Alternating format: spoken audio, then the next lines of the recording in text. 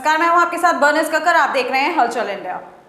प्रधानमंत्री जन कल्याणकारी योजना प्रचार प्रसार अभियान के राष्ट्रीय अध्यक्ष प्रहलाद मोदी ने मंगलवार को हापुड़ पहुंचकर प्रधानमंत्री जन कल्याणकारी योजना के कार्यालय का उद्घाटन किया। आपको बता दें कि प्रधानमंत्री नरेंद्र मोदी के जन कल्याणकारी योजना के प्रचार प्रसार के लिए भ्रमण कर रहे प्रहलाद मोदी इस अभियान के अंतर्गत प्रथम चरण में आज जनपद हापुड़ पहुंचे, जहां उन्होंने लोकेश सिरोही को अभियान के आईटी विभाग में राष्ट्रीय सह संयोजक मनोनीत किया।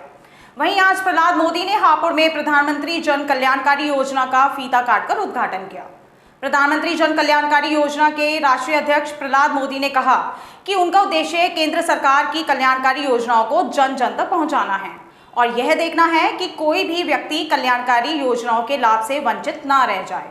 उन्होंने लोगों से अभियान में जुड़ने की अपील की और मदद करने का आह्वान किया।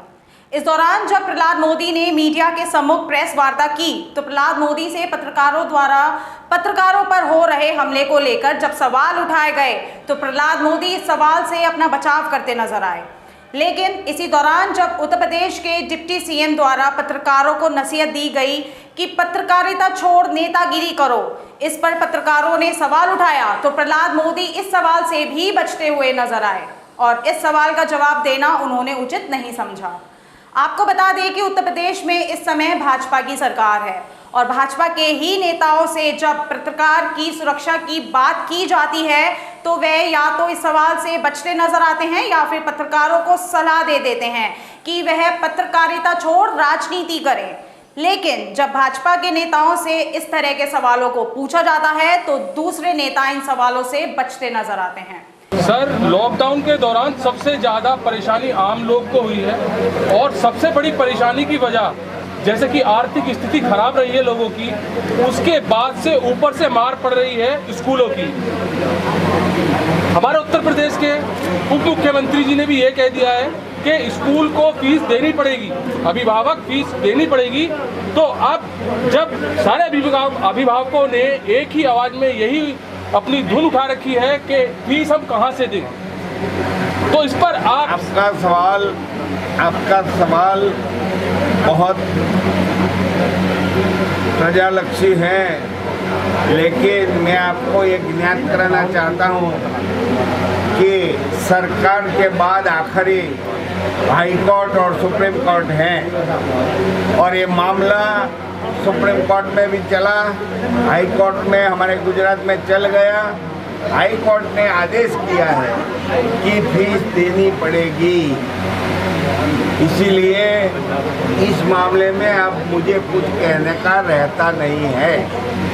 सर, एक बात और जानना चाहूँगा कि आजकल पत्रकारों पर इतने हमले हो रहे हैं और पत्रकार हर जगह हाथ से हाथ मिला के चलता है, साथ चलता है, सब चीज़ में साथ चलता है, फिर भी पुलिस में जाता है तो उसकी रिपोर्ट दर्ज नहीं की जाती है, फिर भी बार बार उस पर हमले होते हैं, फिर भी रिपोर्ट जो दर्ज नहीं की जाती है, मुलजिम पकड़े जाते हैं तो मात्र फिर भी छूट जाते हैं। उसका क्या कारण है? कारण ये है कि कुछ लेबागु पत्रकार भी पैदा हुए हैं और ये लेबागु पत्रकार अपना गलत कारोबार करके दुकानदारों से, ऐसे बुटलेगरों से पैसे लेते हैं और इसी के कारण सच्चा पत्रकार फंस जाता है और उसकी पिटाई होती है। इसीलिए पत्रकार बंधुओं को जैसे टोल नाके पे हमारे प्रदेश, मेरी बात सुनिए मेरे भाई, टोल नाके पे बोगस किन्नर भी खड़े रहते थे स्त्री के कपड़े पहन के। मध्य प्रदेश में किन्नरों ने उसको मार मार कर बता दिया कि ये किन्नर नहीं है, आप भी ये पत्रकार नहीं है घोषित कराओ, बात खत्म हो जाएगी। हमारे जो डिप्टी सीएम है उन्होंने कहा है कि आप पत्रकारिता ना करिए, जो है आप नेतागिरी करिए। इसका क्या मतलब है कहने का? तो आप उनको पूछिए, ये उनकी सोच है। हम लोग आपके साथ हैं, पार्टी को सोच नहीं है। अच्छे पत्रकार हैं वो जो आपको खुद ही अपने आपस के लोगों को मालूम है कि आपके साथ कौन अच्छा है कौन बुरा है। आप लोग रिकॉग्नाइज करिए और हम लोग आपके साथ हैं। सर, जो आपने बोला है पत्रकार, कुछ पत्रकार ऐसे हो रहे हैं जो दुकानदारों से पैसे लेते हैं। क्या जिन पत्रकारों की हत्या हुई है उन्होंने भी दुकानदारों से पैसे लिए थे? क्या उनका गुनाह ये है? मैं कहता हूँ उसी के कारण सच्चा पत्रकार पिटाई करवाता है, उसको मार पड़ दे बेचारे को। सच्चा पत्रकार जिसकी हत्या हुई है उसका आप इसके लिए मीडिया ने क्या किया? मेरी तो आपके साथ सहानुभूति है।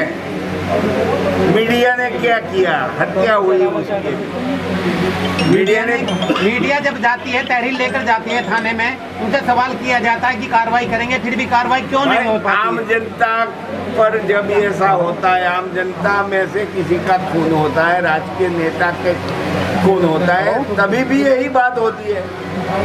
पुलिस तो एक ही पाठ सीखी है कि हम कार्रवाई करते हैं, करेंगे।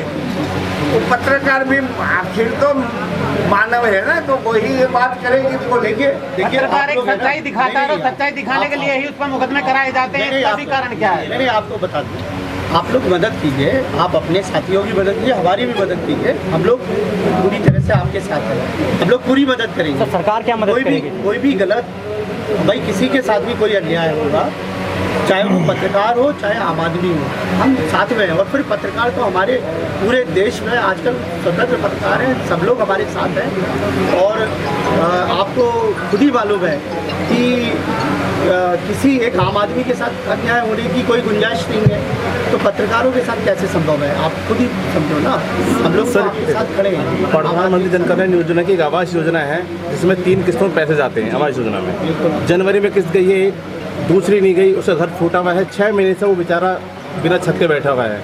क्या ये पॉसिबल हो सकता था कि उसका पैसा पहुंच जाता, उसकी छत बन जाती? ऐसा क्यों नहीं हो पाया? वो इंसान को हमारे पदाधिकारी से मिलवा दीजिए और हमारा पदाधिकारी उसकी कार्यवाही करके उसको मिलाने का प्रयत्न करें। सर पूरे देश के अंदर हुआ है तो जनवरी से किस्त नहीं पहुंची। पदाधिकारी के पास जाता है पीड़ित तो उसको केवल आश्वासन के सिवा कुछ नहीं मिलता। नहीं देखिए, मैं अभी गांव-गांव की रिपोर्ट कर रहा हूं, मैं सच्चाई दिखा रहा हूं। वहां पर ना ही तो प्रधानमंत्री नरेंद्र मोदी जी की सबसे बड़ी उज्ज्वला योजना का लोगों को लाभ मिल रहा है, ना आवासीय योजना का लाभ मिल रहा है। तो किस कदर लाभ मिल पाएगा आप ये बताइए। मैं आपको बता रहा हूं, देखिए ऐसा है, आंकड़े बिल्कुल क्लियर हैं। 8 करोड़ सिलेंडर पिछले टारगेट में उज्ज्वला के बटे हैं देश में, वो गए हैं आम आदमी के पास, कोई किसी के घर में नहीं है। वो पूरी सरकार की पूरी योजनाएं सफल है। आगे फिर से टारगेट तय किया गया है, गांव-गांव तक उज्ज्वला का सिलेंडर जा रहा है। एक मिनट सुन लीजिए पूरा सवाल। इसके बाद हम 1 रुपये में बीमा दे रहे हैं, 12 रुपये में 5 लाख रुपए तक का बीमा दे रहे हैं। आयुष्मान कार्ड 60 करोड़ की आबादी को टारगेट किया गया है। जनधन अकाउंट 36 करोड़ आदरणीय यशस्वी प्रधानमंत्री जी द्वारा लाए गए थे, जिसमें 5000 तक की क्रेडिबिलिटी आप खुद ही निकाल सकते थे और फिर उसको जमा कर सकते थे। और राजीव गांधी प्रधानमंत्री जी कहते थे कि मैं 15 रुपये भेजता हूँ और मैं 100 रुपये भेजता हूँ और 15 रुपये अंतिम व्यक्ति तक पहुँचता है। आज कोई बाई का लाल नहीं है जो बीच में हम 100 रुपये अगर केंद्र सरकार भेजती है तो 100 के 100 अंतिम व्यक्ति तक जाते हैं। इसके बाद जितनी भी जो योजनाएं चल रही हैं, चाहे वो लड़की के शादी के लिए 51,000 रुपये हो, चाहे आप आवास की, जो हम लोग पहले 65,000 आवास बनते थे, अब 9 लाख आवास, 9 लाख यदि आवास बने तो 60% वो आपको चाहिए 60% वो गरीब लोगों के बने सर। इस जिले के योजना के जो तथ्य जो हमारे गलत कहीं ना कहीं, जो लाभार्थी इस जिले के आंकड़े चाहिए, आप सीडीओ से वो आंकड़े मांगो कि कौन लाभार्थी है ना, आपको मिलेंगे लाभार्थी। हमारे सर लाभार्थी की बात मैं आपको बताता हूँ, ग्राउंड की बात कर रहे हैं या आप ऑन पेपर की बात कर रहे हैं? टॉयलेट है, हम 12,000 रुपए गाँव में और 20,000 रुपए शहर में टॉयलेट बनाने के, और टॉयलेट फ्री इंडिया। सर वहाँ पर कुछ गाँवों में ऐसा है जहाँ ग्राम प्रधानों द्वारा 500 ईंट दी गई है कुल, और शौचालय खड़ा करने के लिए सीमेंट की भी जरूरत होती है। ये चीज आप है ना, ये चीज हमसे पूछ रहे हो, आप संज्ञान में लाओ ना। आवासीय योजना का आपके संज्ञान में ला रहे हैं हम ये सब चीजें जिस पर आप एक्शन ले सकें। जिला अधिकारी के संज्ञान। सर आवासीय योजना में सीधा ये है जिसके पास मकान नहीं है, जो लोग ऐसा कर रहे थे उनके खिलाफ जांच भी चल रही है और कार्रवाई। सर एक नियम सर, ये आवासीय योजना में एक नियम ऐसा है यदि किसी के पास मकान नहीं है, प्लॉट है, मिल जाएगा। एक बाप मालदार है, अच्छा पैसे वाला है, 200 गज जमीन उसके पास है, उन्हें 50-50 गज अपने बेटों को दे दिया, उसका मकान बन गया, जिसमें कि वो पात्र है। वो एक चीज है, नियम कहीं ना कहीं आवास योजना में गलत रखे गए हैं, जिससे सही योजना का लाभ नहीं मिल पाया उनको। इस समय पूरे देश में कोरोना काल चल रहा है और लोगों को छूट देते हुए अनलॉक की प्रक्रिया चलाई जा रही है, परंतु उसमें भी सोशल डिस्टेंसिंग और मास्क का होना अनिवार्य बताया गया है। लेकिन प्रहलाद मोदी के प्रेस कॉन्फ्रेंस कार्यक्रम में सोशल डिस्टेंसिंग की धज्जियां खुलेआम उड़ती नजर आईं। भाजपा सरकार केंद्र सरकार की योजनाओं का प्रचार प्रसार करने के लिए जन जन तक पहुंच रही है। खबरों का सिलसिला यूं ही जारी रहेगा, देखते रहिए हलचल इंडिया।